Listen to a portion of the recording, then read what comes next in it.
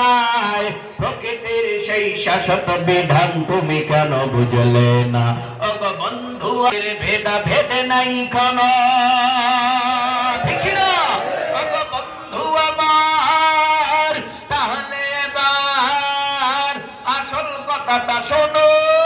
সারা দুনিয়ার মুসলমানের ভেদা ভেদে নাই কোন, উত্তর হবে দক্ষিণ মেরু সকল মুসলমান, সাদা কালো আর ধনী গরিব সবে এক দেহ আর প্রাণ।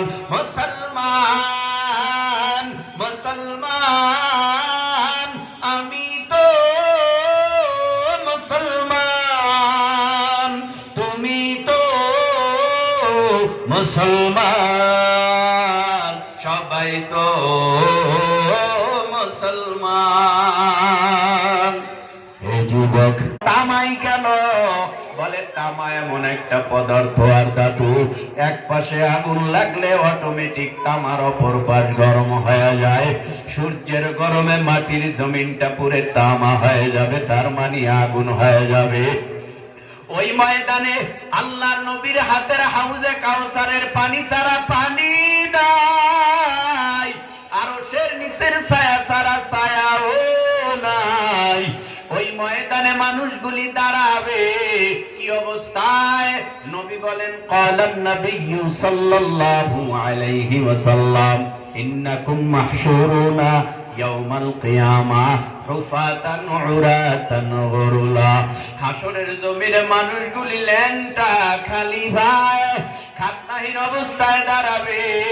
ওই ময়দানে দাঁড়ায় থাকবে কয় মাস কয় বছর? আল্লাহ এই মর্মে বলে, ইয়াউমান কানা মিকদারুহু 50 আলফা সানা, 50,000 বছর মানুষগুলি বিচারের অপেক্ষায় হাসরের জমিনে দাঁড়ায় থাকবে। মানুষ ডানেও ঘাড় ফিরাতে পারবে না, বামেও পারবে না। মানুষের চেহারাটা উপরের দিকে উঠে যাবে, দুই পায়ের তালুর নিচে যতটুকু মাটি, এতটুকু মাটির উপরে দাঁড়ায় থাকবে 50,000 বছর বিচারের অপেক্ষায়। ওই ময়দানটা বড় ভয়ানক। ওই ময়দানে কেউ আমারে পানি দিয়ে সাহায্য করবে না।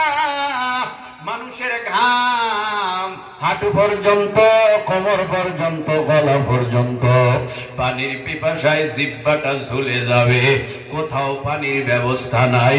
ওই ময়দানে আল্লাহ পাক রব্বুল আলামিন নিজে কাহারি